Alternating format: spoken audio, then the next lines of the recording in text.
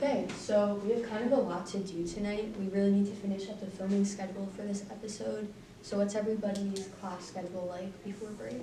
So on Monday, I have...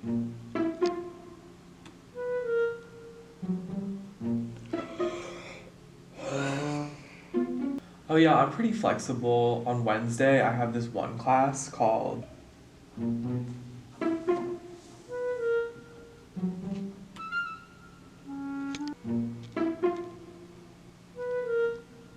I can't do Wednesday, at all, but I should be able to do Thursday morning.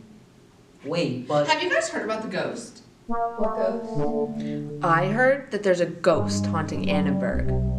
Oh, that's crazy. We should get back to the schedule. Though. Wait, I have noticed weird stuff happening around Annenberg, though. Really? Like what? Oh, when I was going to class the other day, I literally saw a flash of light in the hallway. I was walking in Annenberg the other day and I almost tripped on literally nothing. Like, just the air. Do you guys think that was the ghost?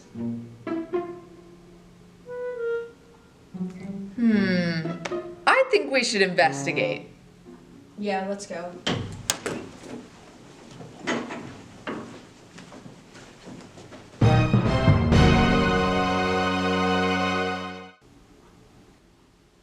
Okay, Madeline, what should we do first? I guess we can... Did you bring any ghost hunting equipment? Yeah, of course. Let me look.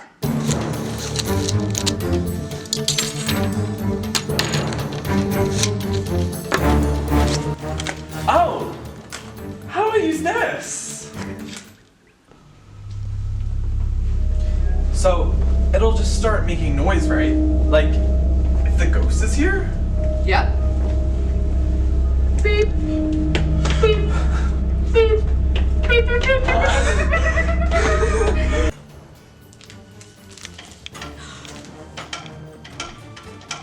The ghost is definitely in here, guys.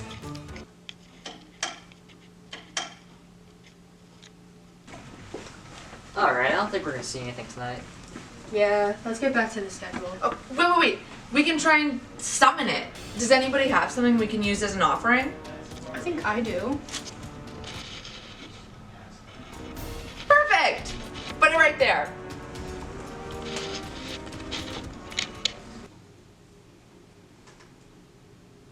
Okay, we've been doing this for kind of a while. Maybe we should just get back to the filming schedule. Never mind. Maybe we should go check the atrium.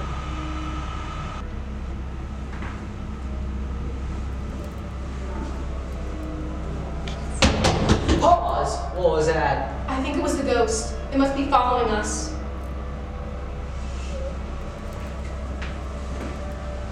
That's it, I'm out.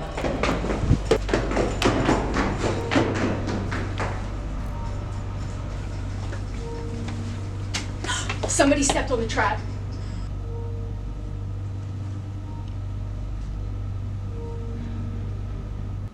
What? Why is everybody looking at me?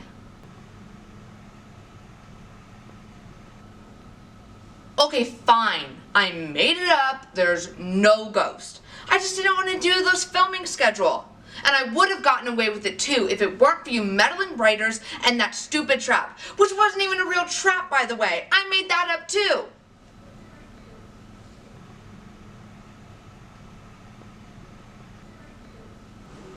Well, that's good that there's no ghost.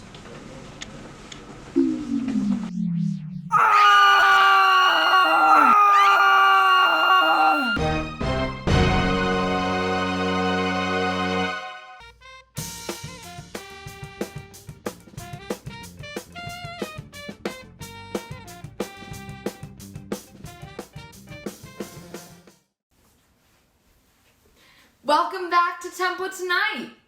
Now, you may notice that we're back in a virtual format instead of being in the studio. The TUTV execs were so upset over the fact that I allegedly spilled coffee over the teleprompter. But I don't see what the big deal is. I mean, it's only a piece of equipment worth thousands of dollars. Anyways, let's take a look at some of the latest headlines. As a result of Elon Musk's Twitter takeover, employees have allegedly been sleeping in their offices to meet tight deadlines. Coincidentally, Musk has been sleeping in Grimes' doghouse. The Philadelphia Phillies unfortunately lost the World Series after Game 6. But the good news is that Philly sports fans didn't destroy the city, which they likely would have if the Phillies won. Because yeah, that makes sense. Owl attacks are on the rise in Washington state. And the attacks will continue until they reopen Bagel Hut. A Massachusetts woman who released a swarm of bees on sheriff's deputies as they tried to serve an eviction notice is now facing multiple assault and battery charges. Now, it's been a while since I've watched it, but I'm pretty sure that's just the plot of the hit DreamWorks animation, The Bee Movie. Jimmy Kimmel will return to host the 2023 Academy Awards. Don't worry though. Quinta Brunson will be there to lie on stage in front of him every time he tries to do a mediocre comedy bit. The two men accused of stuffing fish with lead weights during a fishing tournament on Lake Erie pleaded not guilty to cheating at their recent hearing. Honestly, I don't get all the fuss. There are much bigger fish to fry right now. Two California bakers have created a life-sized Han Solo out of bread. When they asked General Kenobi the best way to dispose of the creation, he responded, "Use the forks." The 2022 New York City Marathon was the hottest recorded temperature since the race moved from October to November in 1986. The worst part about the heat, however, was that it just gave finishers another reason to never shut up about running the marathon. That's all the news we have for you this week. We'll be right back with more Temple Tonight. Welcome back to Temple Tonight. Since the first episode has aired, people all over campus have been stopping me and asking, "Aren't you the host of Temple Tonight?" And I'm honored. But there is so much more to me than being the Temple Tonight host. So, let's take a look at some of my lesser-known personas. First up, we have Studious Madeline. This next one is Running Late to Class Madeline. There's Arguing with People Online Madeline. This one is Fangirl Madeline in just a slightly concerning way. There's also Pin Collector Madeline. Next up, we have Master Chef Madeline. And this persona I embody a lot. It's Dripped Out Madeline. Then, of course, there's Punk Rock Madeline. Another fun one is Elevated Surfaces Madeline. And last but not least, there's Dance Battle Madeline. So, as you can see, being the host of Temple Tonight just scratches the surface of my personality. I'm a jack of all trades and a master of them all. We'll be right back with more Temple Tonight. Hi everyone, I'm Madeline Gillespie, and today I'm on campus seeing how funny Temple students are and telling them that if they make me laugh, they'll be on TV. Okay, go ahead, make me laugh. Okay. Why did the Scarecrow get his PhD? Why? I don't know. He was outstanding in his field. Oh, that one's actually good. Okay, it's clever, but it's not that funny, but it's like pretty cheesy. You know what I mean? I like it. I like it. Thank you. Thank you. Okay, make me laugh. What did the DJ name his son? What? Eric? Whew. That was good. I like that one. Thank you. Make me laugh. All right, so this is an old joke that my uncle used to tell me. So a long time ago, there was this like eccentric old man who wanted to build a house, but he only wanted to build it with 99 bricks. Okay. Specifically that. He wouldn't take any more, any less. So he went to the store where you buy the bricks, and they're like, listen, we can only give you these bricks in packs of 100. So he's like, all right, I guess I'll settle for that then. He builds the whole house in 99 bricks, but he has one brick left over. So he tries to figure out what to do with it. And then he thinks to himself, all right, I'll throw it straight into the air. Nothing? Okay, let me try this one then. So, there's two people on a plane, woman and a man. Neither of them know each other. They're both sitting across from each other. Woman's got like a dog and the man's smoking a cigarette. Okay. man turns to the woman saying, listen, you can't have a dog on this flight. It's a no pets flight. And she's saying, well, it's also a non-smoking flight. You can't be smoking that cigarette. So they bicker back and forth with each other for a little bit, and then finally they come to an agreement. We're both going to throw our stuff out the window of the plane. All right, so the man throws his cigarette out of the plane, and the woman throws her dog out of the plane. But the dog's on a leash. So the woman just reels him back in with the leash. And she's looking at him, smiling like, yeah, I got one over on him. But she notices the dog has something in his mouth. You know what he had in his mouth? What? A cigarette? No, the brick. Oh, okay. That was a good callback. I appreciated that one. Okay, make me laugh. Why was the king only a foot tall? Why? Because he was a ruler. Oh, that was a good one. Okay, make me laugh. Okay, so one time I was driving here to school, and a bear ran out in front of me, and I ran it over, and its feet went through the bottom of my car. Oh, through the one, like in your grill? Yeah. Oh my God. What did you do? Well, I didn't drive my car. Did you just keep driving, dragging the bear under? No, I had to pull over.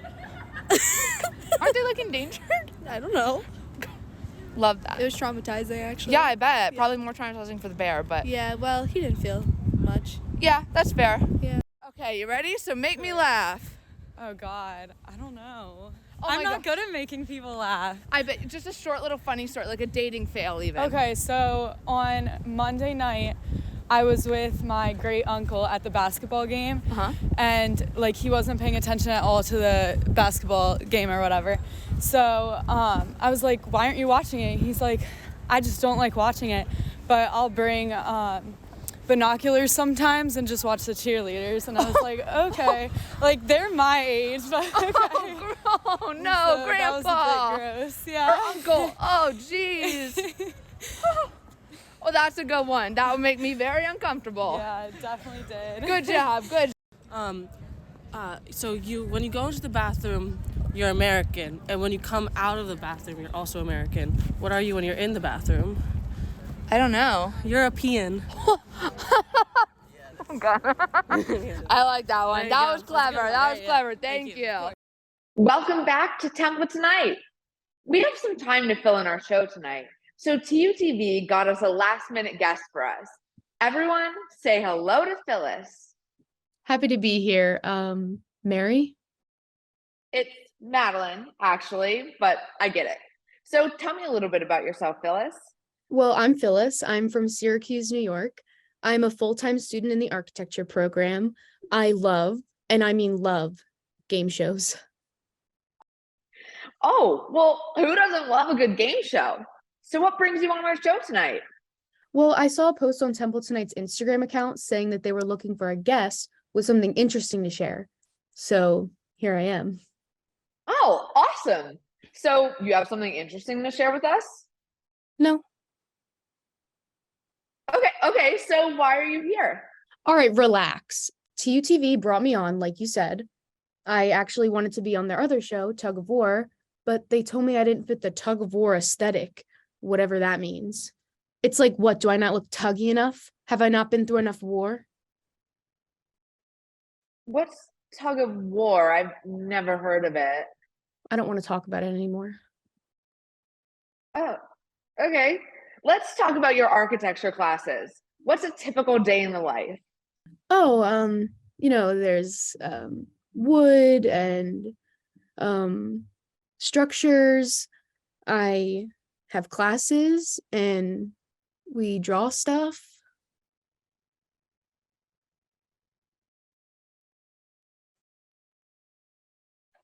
All right. What's Syracuse like? Syracuse? You just said you're from Syracuse, New York.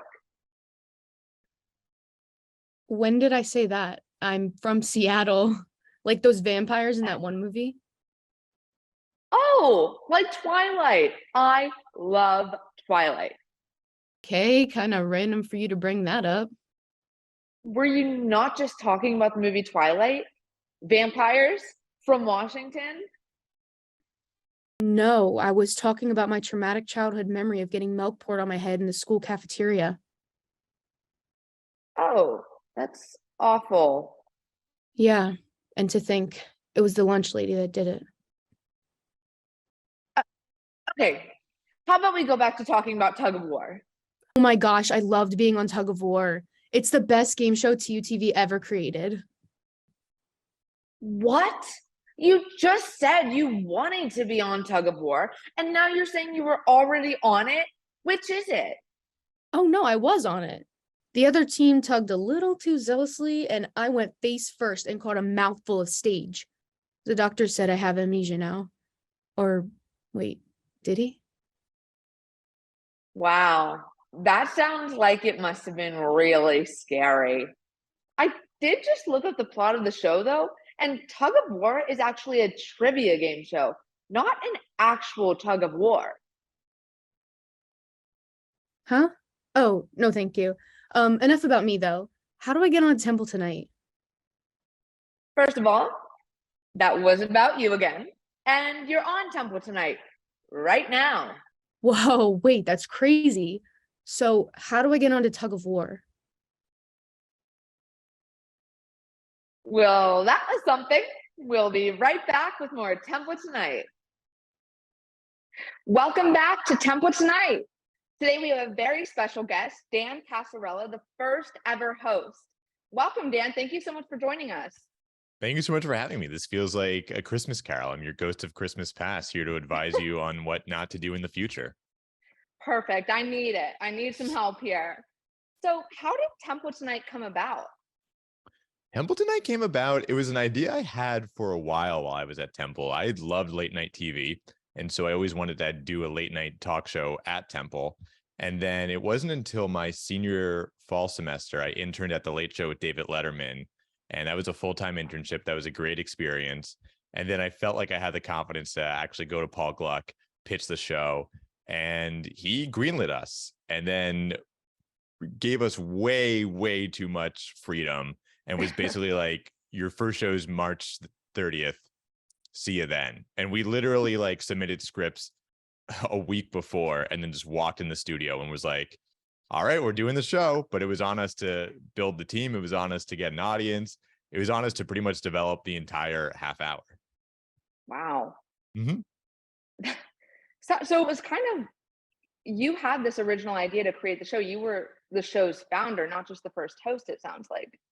Yeah, I guess I was also the first producer. I was the co-head writer. I was the host. Yeah. And I didn't really want to host. I wanted to just start the show, but I also knew if I wasn't hosting it, that was just another extra step in the process that, you know, that was my last semester at college. So I knew it probably wouldn't have gotten made.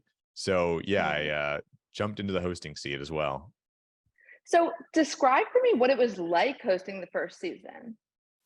It was a whirlwind. I remember the day before we taped the first show was my birthday, and I was so nervous. I did not speak at all day. It was terrible. I was just like shut down. I was like so in my head. And then I remember I woke up the first show, had like a little tickle in my throat, and then did the show. It went really, really well. Immediately got sick. Was sick for like 2 weeks, and then did the second show recovering from being sick. So to be honest, a lot of what I remember from doing those episodes was just being sick. But feeling wise, it was euphoric. It was absolutely really, really fun to do the late night show and to have that opportunity to get to do it.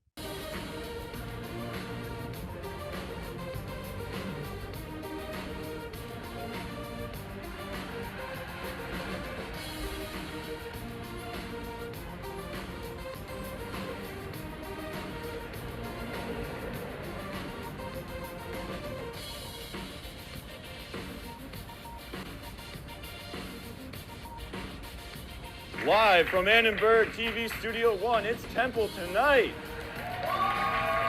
Here's your host, Dan Cass. Thank you! Thank you so much, thank you! Oh my goodness. Oh wow, we are gonna have a lot of fun tonight. How you guys doing? All right. Welcome to Temple Tonight. My name is Dan Cass. This is the first time I've ever hosted a late night show. And it's going an awful lot similar to my first time riding a bike in that my dad isn't here to teach me how to do it. Right. Sounds like you got like a break in the storm almost Mhm. for your first show to be able to host it and not be super sick. And then be recovering towards the end, which is super lucky. For my first show, it was 3 days before taping, and I was like, I feel like I have strep now. Like Mhm. my throat started getting that feeling, and I was like, oh my gosh. So I went totally silent for a day, just like trying to save it, drinking lots of tea, lots of honey. Thankfully, decent recovery before the show, but I was so nervous that it would affect talking on the show. Yeah. Now the good thing is luckily you get enough adrenaline from doing the show that you'll be Right. able to like coast through it. And I've certainly learned that with other hosts at network shows, seeing them be really sick, but for like an hour they can get through the day. Right. It's probably not great to push your body like that, but for the betterment of the show, it'll get done. Exactly. Anything for the show. The show must go on. Exactly. So, what's your favorite memory from the show? My favorite memory. Wow. There's a lot. I mean, I was really endeared that so many people wanted to be on the crew of the show when we had our first interest meeting. We had a small room in the student center and we were like, "Oh, we're going to get 6 people." And it was like filled. Um Wow. and it just being in the writers room and having all those people like want to contribute and laugh and do jokes. I will say like the hardest part of doing it was there was one joke in the second episode that when we rehearsed, I could not say without laughing. I killed the punchline every time. And I don't even know if I could say it now without laughing, but it was something along the lines of uh, a boy in Iowa recently passed away after being overdosed with salt. At his funeral, friends said he was kind, nice, and a snail. And for whatever reason, the snail thing always killed me. And I would always telegraph that by like laughing during it. And the writers were like, he's going to mess this up. Terrible. But luckily, I think that episode is the only time I didn't laugh at that. A New York woman has been arrested for killing her son with an overdose of salt. Friends described him as nice, smart, and a snail. You know what? You know what, Dan? What? She should probably escort go to jail. Oh. I need to leave. That was I'm slimy. sorry, guys. That's That it. was slimy. I'm retiring. That's all the snail puns we've got. I mean, you pulled it together when it really mattered, and that's what counts. Exactly. And however many years later, 7 years later, I still remember that stupid joke. So, on the flip side of that, with favorite memories, were there any like bloopers or like big mess ups that sticks in your brain still? Both episodes, actually, I got introduced early. They were like, all right. And I like went out to the crowd. The crowd gives me like a big ovation. It's really nice. And then I'm like, hey, welcome to Temple tonight. And then like some guy's like, no, we got to do it again.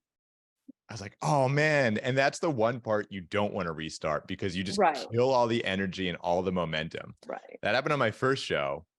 And then for whatever reason, it happened again on the second show. And I was like, oh man, like, now you really have to bring it. You really have to bring the energy because just like flatlining twice in a row is super embarrassing. But luckily I can say nothing like too egregious happened in those 2 episodes.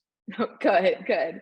I totally agree. Killing the momentum in the monologue or the opening is the worst. And also, we normally do like 2-3 takes of the monologue just to be safe. But when there's like guests in the audience, of course, like it's hard because they're not going to laugh again as hard as they did the first time. So thankfully, the writing team have the best fake laughs I've ever heard. And they make up for the audience not really laughing quite so hard the second time. So huge shout out to them for making me feel like people think it's funny when I do it the second time. They want to make sure their jokes are heard with like roaring laughter. So they'll fake laugh so hard just to get that across. Yeah, fair point there. So if you could go back in time, would you change anything? I would have liked to do the show earlier. I think it was really fun. We had like a lot of concepts we would have liked to do another time.